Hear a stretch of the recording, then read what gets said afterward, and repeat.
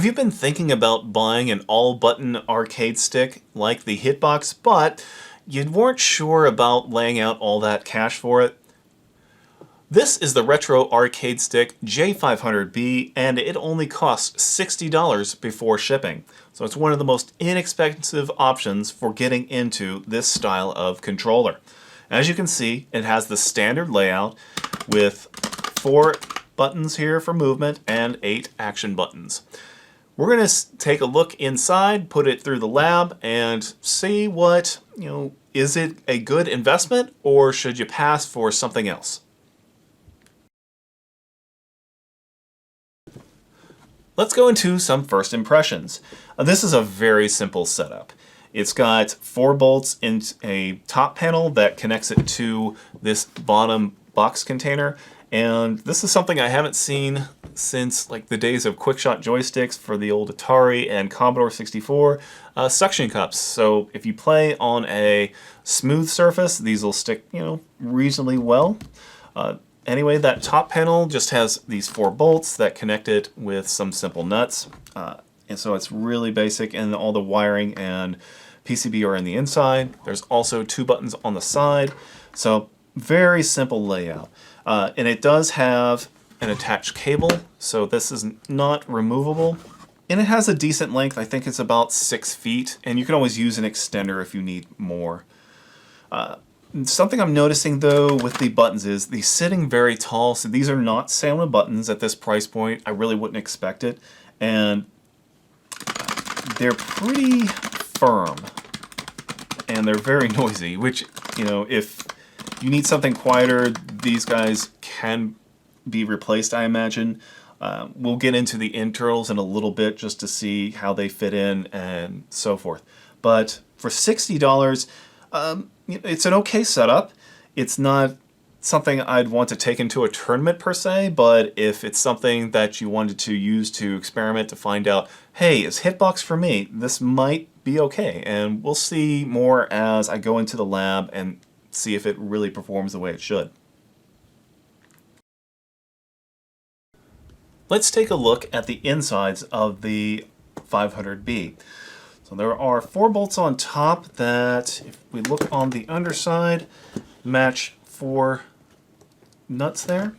So all we need to do is use a 9/32, or you can use pliers or whichever tool you have to loosen these up. And once you get them loose, they come pretty easily off. Alright, and just make sure you don't lose those, of course. If you have a spare ice cube tray, your tackle box, or organizer box, that's good to have. Alright, so I'm noticing that this USB cable, there is a strain relief. You just need to mind that as well. So when we apply this up, okay, we have our button connections, and some terminals are bent, some are straight, so I'm not sure about the logic there. Let's turn this around so you guys can see. It's a pretty simple setup where our buttons are wired into this zero delay encoder board, which is pretty standard around AliExpress, Amazon, etc. They're very low-cost controllers. Makes sense for this, the price point for here. We also have these kind of hooks. At first, I thought it was going to be connected to some LEDs, just to show you that it's on. But then I reminded these guys exist. So, yeah, these are just holding in your suction cups. Otherwise, it's a pretty simple build. You just have to make sure not to lose these bolts or these nuts, and they'll go right back together. And when putting it back together, just mind the connection here. These are not salmon buttons. They're definitely taller sitting, and I think they're a bit clickier and have more resistance. So there's that. However, these are snap-in, so if you want to replace these someday with Sanwa or other buttons, just keep that in mind. It's not exactly low profile, though with the thickness of the panel, it might work with low profile buttons, so I'm not sure. Anyhow, let's go ahead and button this back up, and we'll keep going. Let's do some quick measurements so you have an idea of how big this is. This measures about 11 and a half, maybe a little bit more than that, 11 and a half and a hair across. And then if we measure from there, we're about 8 inches this way, plus maybe a tad for the cable, of course. And then as far as height, we're going to be looking at just over 2 inches. Let's take a look at the weight of the 500B. Yeah, we're getting about 1 pound, 7 ounces or thereabouts.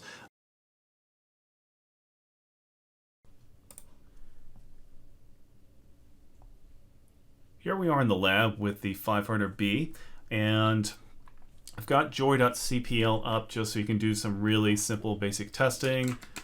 So left, right, those are good. Down, down, right, down there, up. Okay, so it's interesting that it's using the x-axis and y-axis instead of the usual point of view hat. That should still work. It may take some configuration in certain games to work though. So let's try out the buttons.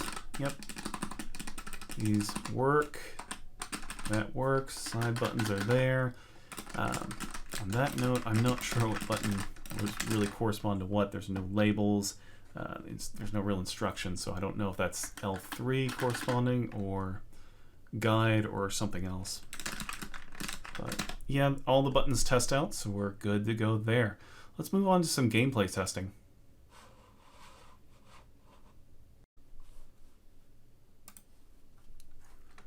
Okay, we're in game in Power Rangers Battle for the Grid. It's kind of a Marvel-like game. If you haven't played it, it's a lot of fun.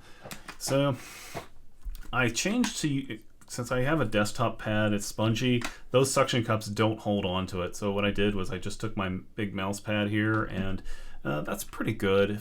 If I fixed it to the table, I think that would work too.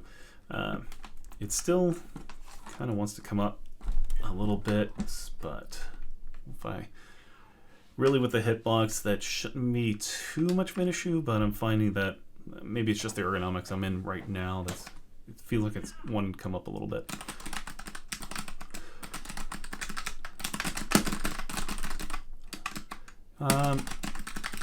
Immediate impressions are,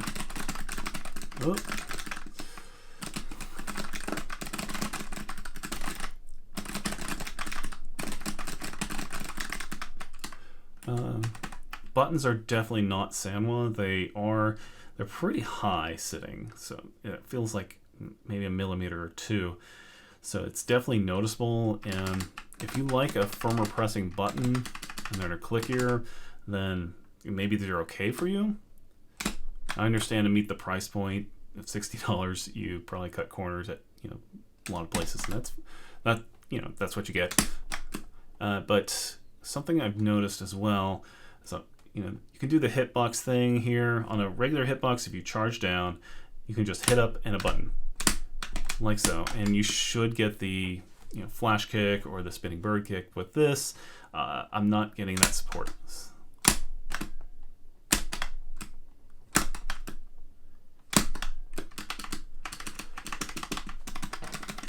And it just feels a little slower than I'd like it to be. In fact, I'm really having trouble getting any moves out. Okay, there we go. There we go. I finally get a spinning bird kick after about 5 tries. So you can kind of see I'm struggling.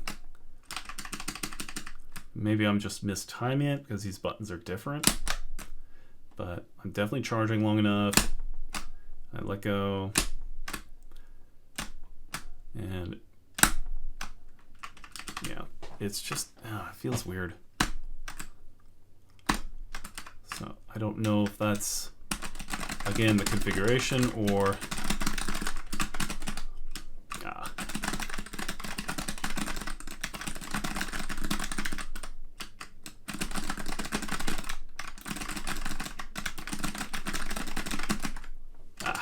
so I should be able to continue that combo with another. Oh, that missed.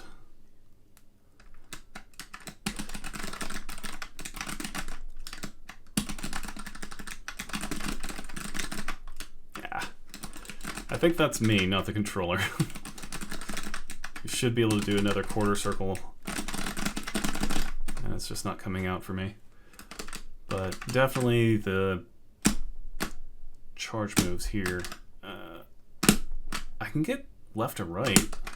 That's coming out fine, but down to up just doesn't feel. There it goes.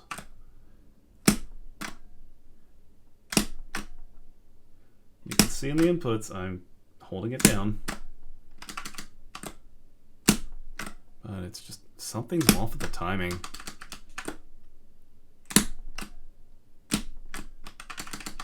Okay, I think that's enough lab time for now. Let's go on to some pros, cons, etc.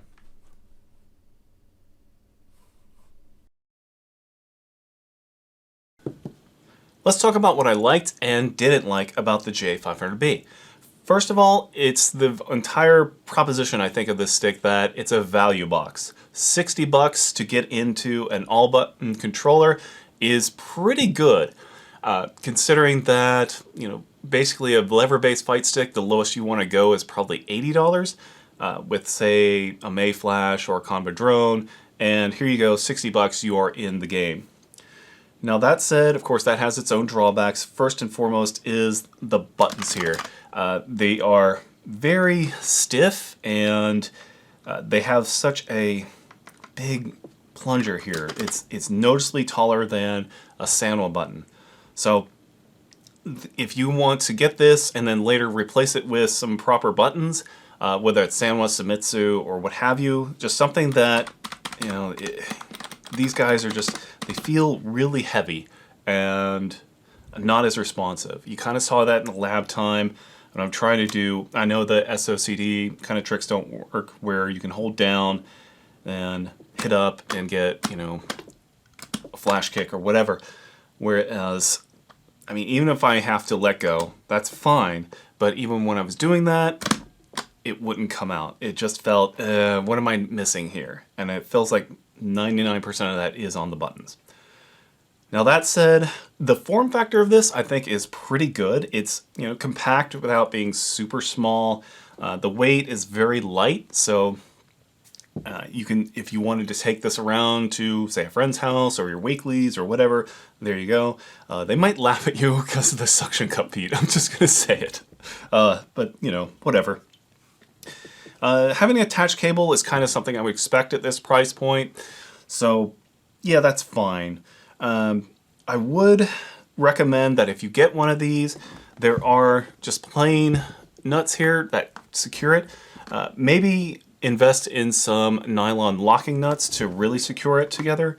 But, you know, that's a nitpick. It's, you know, nothing you have to go out and do right away. Otherwise, I mean, this feels like it plays in a lap fine. It plays on a smooth surface table fine. But on like a spongy, you know, something like this, it's, you know, obviously going to be a little slidey. Of course, with a button box, that's not as much as a factor as with a lever, so not as much points off or anything like that. The other thing is all these buttons can be customized, so you can get different set of color for your movement buttons than your action buttons, which is kind of a surprise for me. I saw that on the website and I was like, oh, that's cool. So if I wanted red and yellow or something else, we could do that. Now, you don't have as much customization options, like you're not going to have artwork on this unless you do like a vinyl wrap custom done. But, you know, you could always do stickers on this. And speaking of this acrylic, it is a fingerprint magnet. It came out of the package a little not messed up, but just with marks and such. It just takes a little bit of cleaning. Not a big deal. You know, most any acrylic is going to pick up smudges and fingerprints and such, but it's something to know about. Other than that, you know, if you bought this to start and then decided, hey, you know, as I grow up, I'm going to, you know, replace some of the buttons, maybe replace the PCB, do some other upgrades, then yeah, it's not a horrible platform. It's something you can definitely get started from, and once you get done with it, you know, hand it to your little brother or your cousin or whatever and have them mess around with it, though they might say, where's the joystick? I don't know. So there we go, pros, cons. Right, let's start wrapping things up, and as I like to do, I like to ask the question, who is this made for? And primarily, I've already said it, it's the person that either doesn't want to spend a lot of money on controllers, or they want to dip their toes into the all-button Fightbox world, but they don't want to spend a lot of money. And that's fine. $60 and you have your very own hitbox. You can give it a try, even with the buttons I may not like. Maybe you like them because you really like to mash harder. And you can see, okay, this will work out for me. No, this will not work out for me. And $60, not that super big of an investment versus, say, for $200 plus for a higher end hitbox. It's definitely not going to be for someone that's looking for top quality components. I mean, come on, $60, you can't expect that.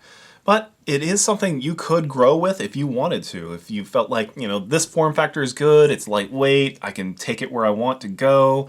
You can replace the buttons, you can replace the PCB, you can replace the suction cup feed if that's not your thing. And, you've still got a serviceable platform that'll, do just fine in any game that works well with Hitbox. So that's who I feel like will most benefit from this. And, if you're looking for that really high-end stick, they have other options over at Retro Arcade Crafts.